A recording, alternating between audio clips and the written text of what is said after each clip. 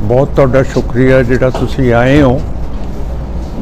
अज 40 साल हो गए ब्लू स्टार नूं, पर हुकूमत ने सिखां दा अजे डक्का नहीं तोड़िया हैगा। और तुसीं देखदे होंगे कि जदों भी किसी ऋषि का किसी संत का जन्मदिन हुंदा है, सारिया अखबारां वो संत महात्मा ऋषि दियां फोटोआं अपनी अखबारां दे विच छापदे है।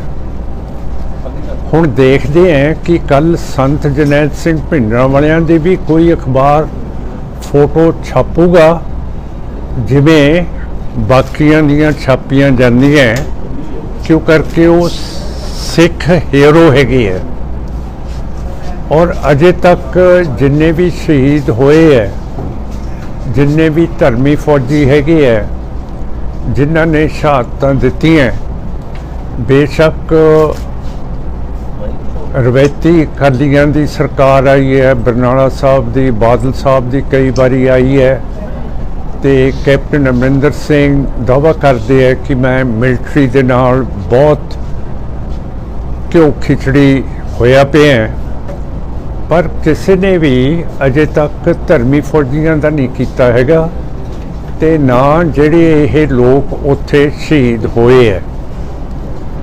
ते ये सानू बहुत संकट दे विच असीं अज 40 साल बाद सोच रहे हैं कि असी इंडिया दे सिटीजनस हैगे हैं कि नहीं हैगे।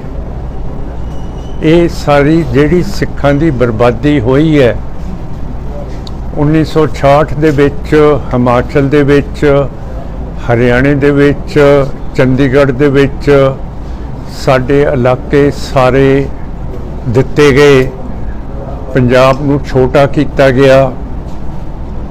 फिर बरगाड़ी दे विच अजे कोई बंदी नहीं फड़िया गया।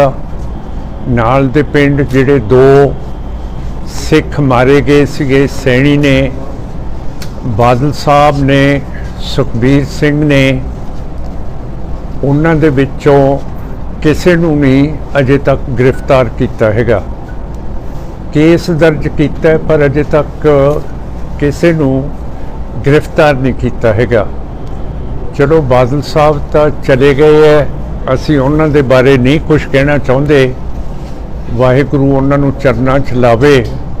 पर बाकी दे जिहड़े मुलजम है उन्हां नूं काहदी देरी है कि अजे तक हुकूमत उन्हां नूं गिरफ्तार नहीं कर रही। जे बाकी दे केसां दे विच गिरफ्तारियां हुंदियां ते जिथे बरतानिया दी फौज, सोवियत रूस की फौज, इंडिया की फौज, 3 फौजां ने सिखां दे दरबार साहब के उत्ते हमला किया ते साडी सिख रेफरेंस लाइब्रेरी लुट के ले गए, अकाल तख्त साहब नूं सारे नूं शहीद कर दिता, ते साडे सिख मार दिते गए। ते अजे तक इहदी रिस्पोंसिबिलिटी क्यों नहीं कोई सरकार अजे तक लेंदी। अज असी सारे आम आदमी पार्टी नूं वोटां पाउंदे हैं, ते जे आपां आम आदमी पार्टी नूं वोटर हैगे हैं ते जिहड़े वोटर हैं वो भी नहीं बोल रहे कि अजे तक सिख कौम दे नाल जिहड़े जुल्म 1947 तो बाद होए है उन्हां दा अजे तक कोई सेंटर की सरकार या पंजाब सरकार दे उत्ते होया नहीं है। ये सानू गल्लां सारियां चुभदियां। 32 सालां तो साडे बंदी सिख जेलों दे विच हैगे है, जद कि जिहड़े बदमाश सीगे, लुच्चे सीगे, गुजरात दे विच 2002 दे विच जिन्हां ने मुसलमान मारे, वो पिछली 15 अगस्त जिन्हों कहते आज़ादी दिवस है, वो मोदी साहब ते अमित शाह जी ने सारिਆਂ ਨੂੰ रिहा कर दिता। बीबी बाणो जिहदे उत्ते जबर जनाह होया सीगा, ਉਹਦੀ भी गल नहीं सुनी गई, ਉਹਦੇ रिश्तेदार मारे गए सीगे। ਇਹ ਜਿਹੜਾ ਜ਼ੁਲਮ ਘੱਟ ਗਿਣਤੀਆਂ ਦੇ ਉੱਤੇ ਹੋ ਰਿਹਾ ਹੈ, ਇਹਦਾ ਇਹ ਇੰਡੀਆ ਦੇ ਉੱਤੇ, ਇਹਦੀ ਸਿਆਸਤ ਦੇ ਉੱਤੇ ਬਹੁਤ ਜ਼ਿਆਦਾ ਫਰਕ ਪੈ ਰਿਹਾ ਹੈ। ਹੁਣ ਜਿਹੜਾ ਉੜੀਸਾ ਦੇ ਵਿੱਚ ਬਹੁਤ ਭਿਆਨਕ ਇਹ ਐਕਸੀਡੈਂਟ ਹੋਇਆ ਗੱਡੀਆਂ ਦਾ, ਅਸੀਂ ਕੱਲ੍ਹ ਹੀ ਬਿਆਨ ਦੇ ਦਿੱਤਾ ਸੀਗਾ ਕਿ ਇਹਦੇ 'ਚ ਸੈਬੋਟਾਜ ਹੈ, ਤੇ ਅੱਜ ਸਰਕਾਰ ਵੀ ਮੰਨ ਗਈ ਹੈ ਕਿ ਸੈਬੋਟਾਜ ਹੈ। ਪਰ ਜਦੋਂ ਬੀਜੇਪੀ ਤੇ ਆਰਐਸਐਸ ਧਰਮ ਨਿਰਪੱਖਤਾ, ਸੈਕੂਲਰਿਜ਼ਮ ਛੱਡ ਦੂਗਾ ਤਾਂ ਫਿਰ ਇਹੋ ਜਿਹੀ ਚੀਜ਼ਾਂ ਹੋਣੀਆਂ ਸੰਭਵ ਹੋ ਜਾਂਦੀਆਂ ਕਿ ਜੇ ਸਿਰਫ ਹਿੰਦੂਤਵਾ ਦੀ ਗੱਲ ਕਰਨੀ ਹੈ ਤੇ ਬਾਕੀ ਦੀਆਂ ਕੌਮਾਂ ਫਿਰ ਉਹਨਾਂ ਨੂੰ ਕੱਖ ਨਹੀਂ ਦੇਣਾ, ਸਿੱਖਾਂ ਨੂੰ ਵੀ ਇਨਸਾਫ ਨਹੀਂ ਦੇਣਾ, ਤਾਂ ਫਿਰ ਮੇਰਾ ਮਤਲਬ ਹੈ ਕਿ ਇਸ ਤਰ੍ਹਾਂ ਇੰਡੀਆ ਦੀ ਸਿਕਿਉਰਿਟੀ ਨਹੀਂ ਰੱਖੀ ਜਾਂਦੀ। ਹੁਣ ਸਾਡੇ ਆਰਮੀ ਦੇ ਚੀਫ ਹੈਗੇ ਹੈ ਪਾਂਡੇ ਸਾਹਿਬ, ਸਾਡੀ ਜਿਹੜੀ ਸਰਹੱਦਾਂ ਹੈਗੀਆਂ ਉਹਨਾਂ ਦੇ ਵਿੱਚ 1962, 2020, 2022 ਦੇ ਵਿੱਚ ਚੀਨੀ ਵੜ ਗਏ ਹੈ। ਹੁਣ ਪਾਂਡੇ ਜਨਰਲ ਸਾਹਿਬ ਦੀ ਡਿਊਟੀ ਤਾਂ ਹੱਦ ਦੇ ਉੱਤੇ ਹੋਣੀ ਚਾਹੀਦੀ ਹੈ, ਸਰਹੱਦ ਦੇ ਉੱਤੇ ਹੋਣੀ ਚਾਹੀਦੀ ਹੈ। ਉਹਨਾਂ ਨੂੰ ਭੇਜਤਾ ਮਨੀਪੁਰ ਕਿ ਉੱਥੇ ਜਿਹੜੇ ਰੌਲੇ ਪਏ ਹੈ ਉਹਨਾਂ ਦਾ ਕੁਝ ਕਰੋ।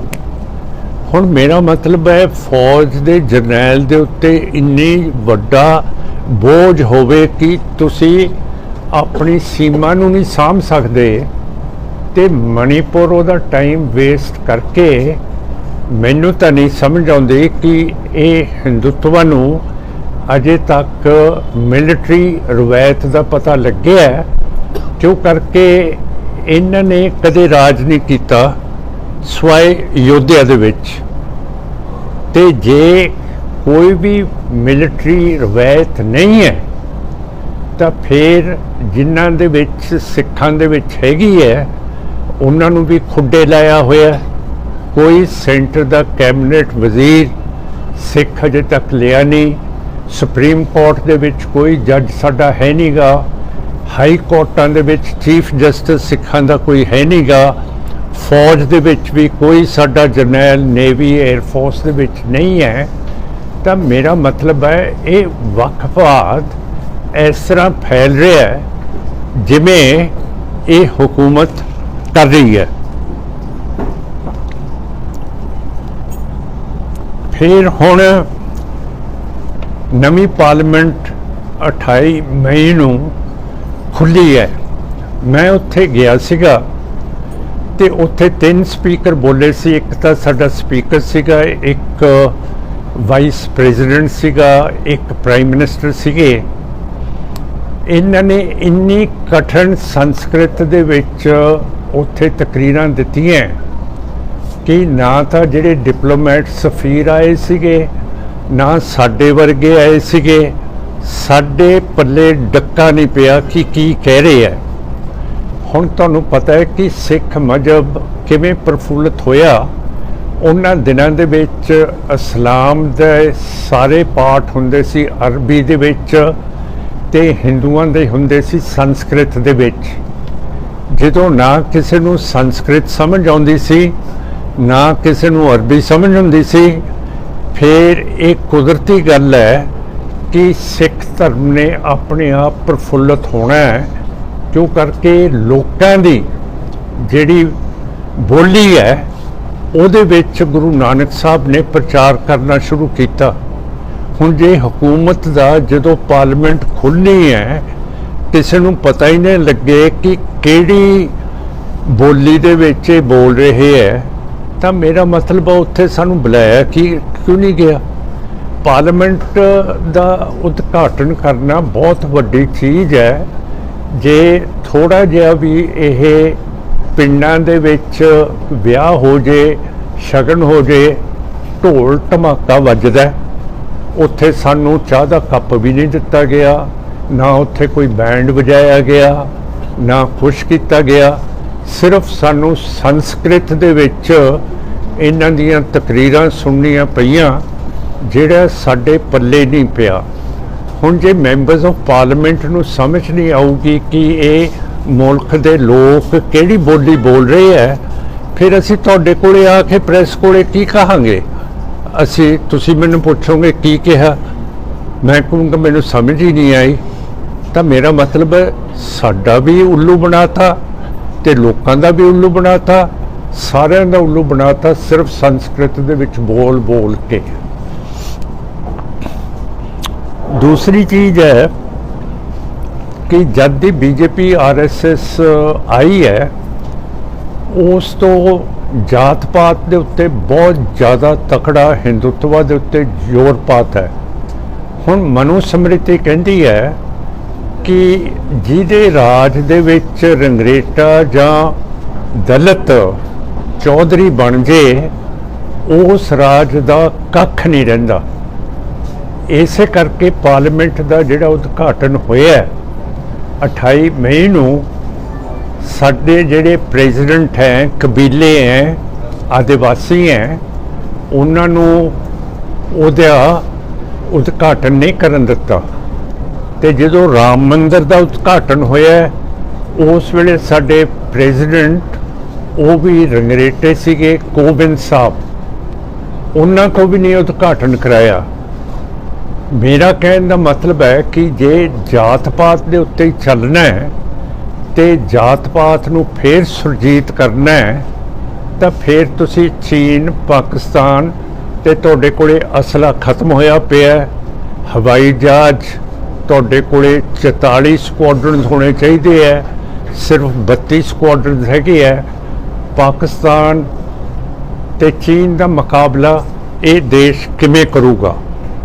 इन्हां दे कोले हवाई जहाज नहीं, असला है नहीं, तोपां है नहीं, बंदूकां है नहीं, तो ये कहते हैं कि घर दे विच सारा कुछ बनूगा। हुण जे घर दे विच कुछ बन ही नहीं सकता तो बाहरों समान नहीं लैके आउणा। जिन्ने भी मैं मिलिटरी, नेवी, एयरफोर्स के अफसरां नाल गलबात कीती है वो कहंदे जी रब ही सानूं संभाल सकदा है, असीं अपने हत्थां नाल लड़ांगे, साडे कोले शस्त्र कोई है नहीं गे। हुण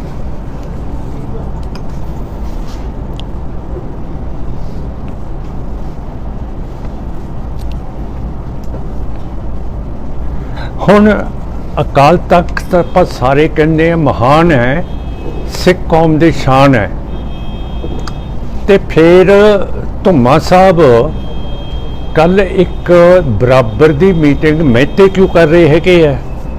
ਸੰਤ ਜਰਨੈਲ ਸਿੰਘ ਭਿੰਡਰਾਂ ਵਾਲਿਆਂ ਦਾ ਪਾਠ ਕੱਲ ਅਕਾਲ ਤਖਤ ਸਾਹਿਬ ਦੇ ਉੱਤੇ ਹੈਗਾ ਤੇ ਫਿਰ ਪੰਥ ਨੂੰ ਤੋੜਨਾ ਤੇ ਜਿਹੜੀ ਟਕਸਾਲ ਸਿੱਖਾਂ ਦੇ ਧਰਮ ਨੂੰ ਤਕੜਾ ਰੱਖਣ ਦੇ ਲਈ ਗੁਰੂ ਗੋਬਿੰਦ ਸਿੰਘ ਮਹਾਰਾਜ ਨੇ ਹੁਕਮ ਬਾਬਾ ਦੀਪ ਸਿੰਘ ਨੂੰ ਦਿੱਤਾ ਸੀਗਾ, ਉਹ ਕਿਵੇਂ ਅਕਾਲ ਤਖਤ ਸਾਹਿਬ ਨੂੰ ਅਸੀਂ ਤਕੜਾ ਬਣਾਵਾਂਗੇ ਕਿ ਜਣਾ ਖਣਾ ਇਹ ਆਪਣੇ ਡੇਰਿਆਂ ਦੇ ਵਿੱਚ ਕੱਲ ਘੱਲੂਘਾਰਾ ਦਿਵਸ ਮਨਾਊਗਾ ਤੇ 2 ਜੂਨ ਨੂੰ ਰੋਡਿਆਂ ਨੇ ਆਪਣੇ ਪਿੰਡ संत जरनैल सिंह भिंडरां वालियां दा जन्म दिन मनाया। उत्थे कई संत महात्मा चले गए, जद कि ये फाइनल होया है कि संत जरनैल सिंह भिंडरां वालियां दा जन्म दिन 12 तरीक फतेहगढ़ साहब फैबररी दे विच मनाया जाता है। ये सारा भंबल भूसड़ा पाउण दे लई कि जिहड़ा इकट्ठ अकाल तखत साहब दे उत्ते कल होना है, ये रोडिया ने ते इह आ धुम्मा साहब ने ये सारा जिहड़ा कहंदे है कि असी पंथ की रीढ़ की हड्डी है तो रीढ़ की हड्डी नूं तां तोड़ता, कमज़ोर करता, लिस्सा करता तो अकाल तखत साहब का फिर यह की मतलब रहा? ये तो जे कोई तकड़ा बंदा आऊगा इन्हां नूं बुलाऊगा अकाल तखत साहब ते कि तुसीं अकाल तखत साहब की शान मर्यादा के खिलाफ जिदन अकाल तखत साहब ते दिन मनाया गया तो तुसी अपने महते ते पिंड रोडे दे विच किवें मना सकदे हैगे? हुण जदों ये पक्की तौर दे उत्ते इन्हां दी तरीक वज गई है।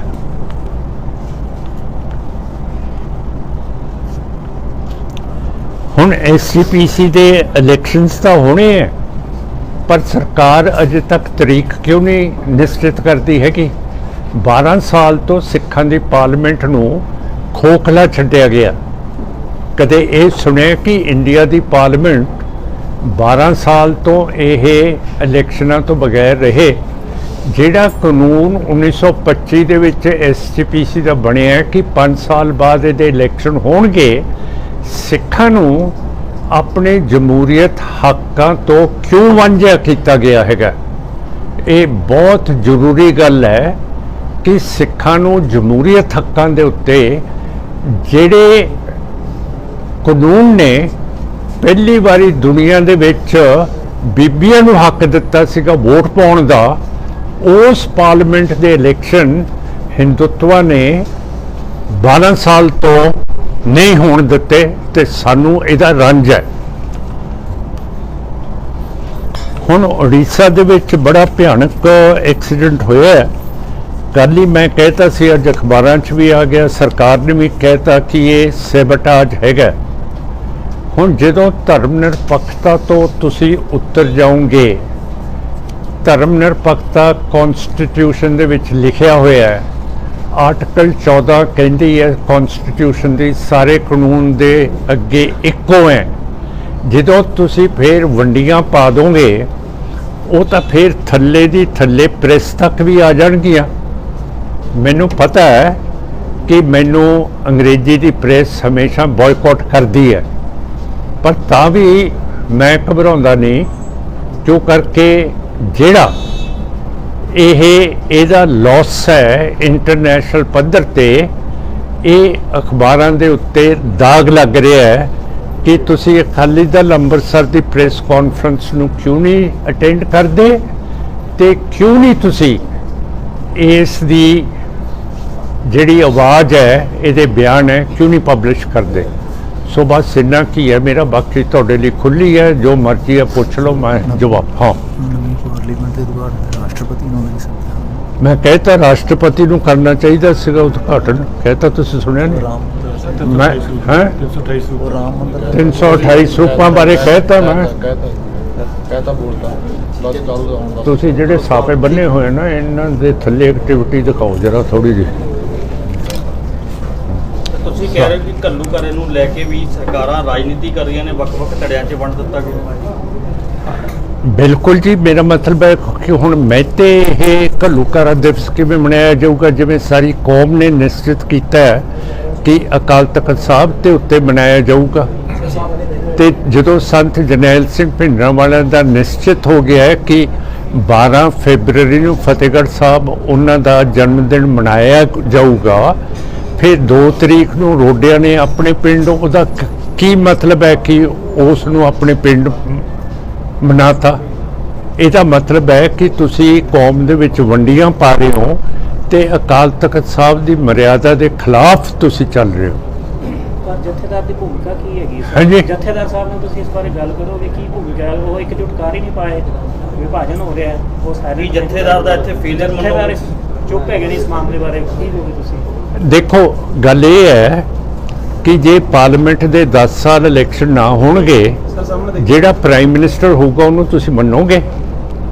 जिहड़ी सिख पार्लीमेंट के इलैक्शन 12 साल तो नहीं होए तो उन्होंने जिहड़ा बंदा निश्चित करता है वो तो अनकॉन्स्टिट्यूशनल है, उहदा यह मतलब ही नहीं हैगा। वो तो तुसीं कानूनी तौर पर अखलाकी तौर पर उन्होंने मन ही नहीं सकते हैगे। जे तुसीं प्राइम मिनिस्टर नूं नहीं मन सकते जिहदे इलैक्शन पार्लीमेंट के 12 साल ना होण, फिर सिखां दी जिहड़ी सब तो पुरानी एशिया की पार्लीमेंट है उहदे इलैक्शन 12 साल तो ना होण ते अपने बंदे फड़ फड़ के जिहड़े राम रहीम नूं माफ़ी दे दिंदे है ते SGPC का 92 लाख रुपया इश्तिहारबाजी ते खर्च दिंदे है, ਉਹਦੀ ਰਿਸਪੌਂਸਿਬਿਲਿਟੀ ਕਿੱਥੇ ਹੈ? ਇਹ ਕਿਹਨੂੰ ਰਿਸਪੌਂਸਿਬਲ ਹੈ? ਇਹ ਸਿੱਖਾਂ ਨੂੰ ਤਾਂ ਰਿਸਪੌਂਸਿਬਲ SGPC ਹੈ ਹੀ ਨਹੀਂ। ਫਿਰ ਅਸੀਂ ਕਿਵੇਂ ਇਹ ਕਹਿ ਸਕਦੇ ਹਾਂ ਕਿ ਅਕਾਲ ਤਖਤ ਸਾਹਿਬ ਦੀ ਗੱਲ ਕਰੀਏ?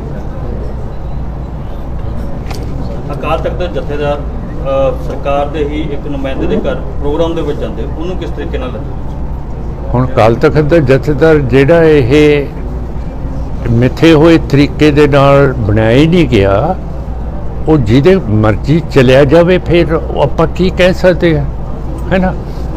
ਹੁਣ ਜਿਹਦਾ ਕੋਈ ਕਾਨੂੰਨ ਨਹੀਂ, ਜਿਹਦੇ ਪਿੱਛੇ ਉਹਦੀ ਜਿਹੜੀ ਹਕੂਮਤ ਹੈ ਉਹ ਕਾਨੂੰਨੀ ਤੌਰ ਦੇ ਵਿੱਚ ਲੋਕਾਂ ਦੀ ਆਵਾਜ਼ ਹੈ ਨਹੀਂ, ਫਿਰ ਉਹ ਜਿੱਥੇ ਮਰਜ਼ੀ ਫਿਰਦਾ ਰਹੇ, ਆਪਾਂ ਕੀ ਕਹਿ ਸਕਦੇ ਹੈਗੇ। ਕੌਮ ਨੇ ਪ੍ਰਵਾਨ ਨਹੀਂ ਕੀਤਾ ਜੀ, ਕੌਮ ਨੇ ਪ੍ਰਵਾਨ ਨਹੀਂ ਕੀਤਾ। ਜਿਹੜੇ ਦਿਹਾੜੇ ਸ਼ਹੀਦੀ ਦਿਹਾੜੇ ਤੇ ਜਨਮ ਦਿਹਾੜੇ ਪਰਦੀ ਅੱਗ ਦੇ ਵਿੱਚ ਜਦੋਂ ਕੋਈ ਲੀਡਰ ਮਨਾਉਂਦਾ ਹੈ ਸਿੱਖਾਂ ਦਾ, ਕੌਮ ਨੇ ਉਹਨਾਂ ਨੂੰ ਪ੍ਰਵਾਨ ਕੀਤਾ ਹੈ ਤੇ ਪ੍ਰਵਾਨਤਾ ਦਿੱਤੀ ਹੈ। 12 ਫਰਵਰੀ ਨੂੰ ਫਤਿਹਗੜ੍ਹ ਸਾਹਿਬ ਸਰਹੰਦ ਦੀ ਧਰਤੀ ਤੇ ਜਨਮ ਦਿਹਾੜਾ ਸੰਤ ਜਰਨੈਲ ਸਿੰਘ ਖਾਲਸਾ ਭਿੰਡਰਾਂ ਵਾਲਿਆਂ ਦਾ, ਔਰ ਹੋਮਾ ਹਮਾ ਕੇ ਸੰਗਤ ਜਾਂਦੀ ਹੈ ਤੇ ਉੱਥੋਂ ਬਹੁਤ ਵੱਡਾ ਇੱਕ ਮੈਸੇਜ ਜਾਂਦਾ ਹੈ।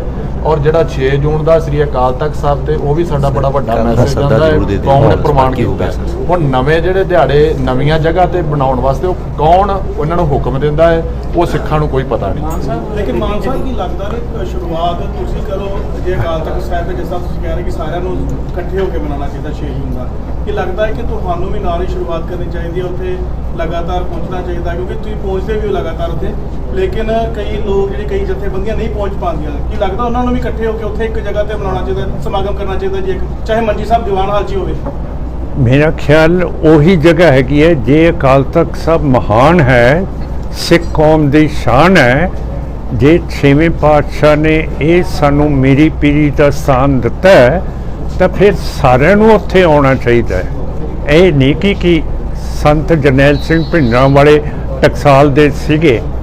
ਜਦੋਂ ਸੰਤ ਜਰਨੈਲ ਸਿੰਘ ਭਿੰਡਰਾਂ ਵਾਲੇ ਨੇ 3 ਦੁਨੀਆ ਦੀਆਂ ਫੌਜਾਂ ਦਾ ਮੁਕਾਬਲਾ ਕੀਤਾ, ਸੋਵੀਅਤ, ਬਰਤਾਨੀਆ, ਇੰਡੀਆ ਦਾ, ਉਹ ਫਿਰ ਸਿਰਫ ਟਕਸਾਲ ਦੇ ਨਹੀਂ ਸੀ ਰਹਿ ਗਏ, ਉਹ ਸਾਰੀ ਦੁਨੀਆ ਦੇ ਇਨਕਲਾਬੀ ਲੀਡਰ ਬਣ ਗਏ ਸੀਗੇ ਤੇ ਸਾਰੇ ਸਿੱਖਾਂ ਦੇ ਬਣ ਗਏ ਸੀਗੇ।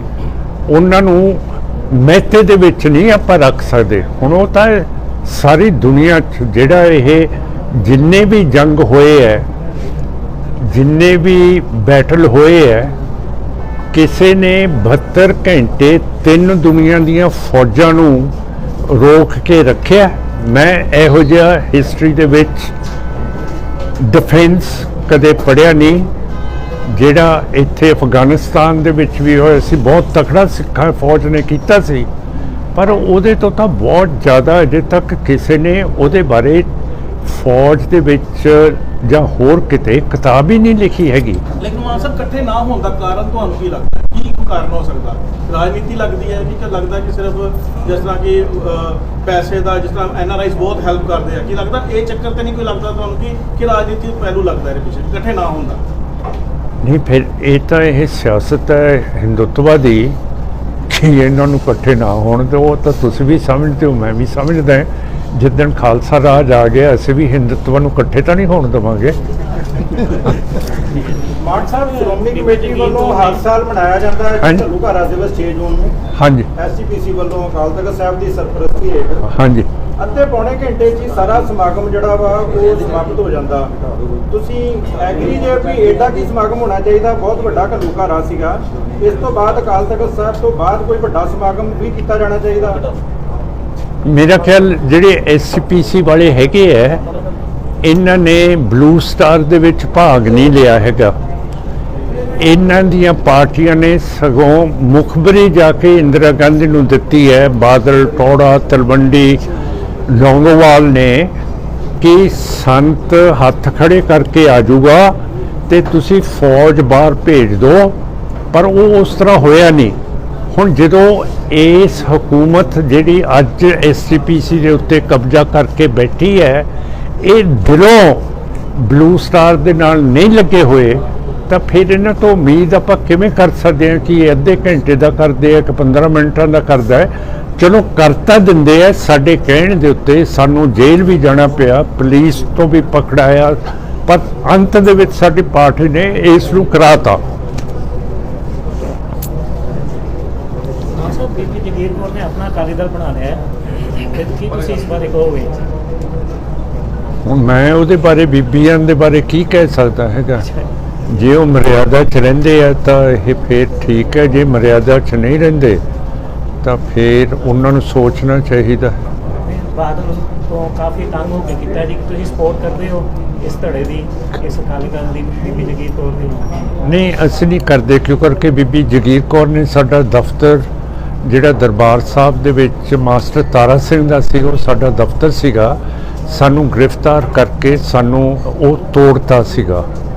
ਤੇ ਮਿਸ ਜਗੀਰ ਕੌਰ ਨੇ ਫਿਰ ਸਾਡੇ ਉੱਤੇ 6 ਸਿਕਿਉਰਿਟੀ ਦੇ ਦੇਸ਼ ਧਰੋਹ ਦੇ ਮੁਕੱਦਮੇ, ਪਹਿਲਾਂ ਅਰਜਨ ਸਿੰਘ ਕੋਲੇ ਗਏ, ਵਜ਼ੀਰ ਕੋਲੇ, ਫਿਰ ਅਰਜਨ ਸਿੰਘ ਨੇ ਸਰਦਾਰ ਮਨਮੋਹਨ ਸਿੰਘ ਕੋਲੇ ਭੇਜਤਾ, ਫਿਰ ਸਰਦਾਰ ਮਨਮੋਹਨ ਸਿੰਘ ਨੇ ਉੱਤੇ ਸਾਡੇ ਤੇ ਬਹੁਤ ਜ਼ਬਰ ਕੀਤਾ ਤੇ 6 ਦੇਸ਼ ਧਰੋਹੀ ਦੇ ਕੇਸ ਕੀਤੇ ਜਿਹੜੇ ਅਸੀਂ ਭੁਗਤੇ ਹੈਗੇ ਆ। ਸਰ ਅਕਾਲੀ ਦਲ ਦੇ ਜੋ ਹਾਲਾਤ ਨੇ, ਸੁਖਬੀਰ ਬਾਦਲ ਜੀ ਨੂੰ ਅਸਤੀਫਾ ਨਹੀਂ ਦੇਣਾ ਚਾਹੀਦਾ?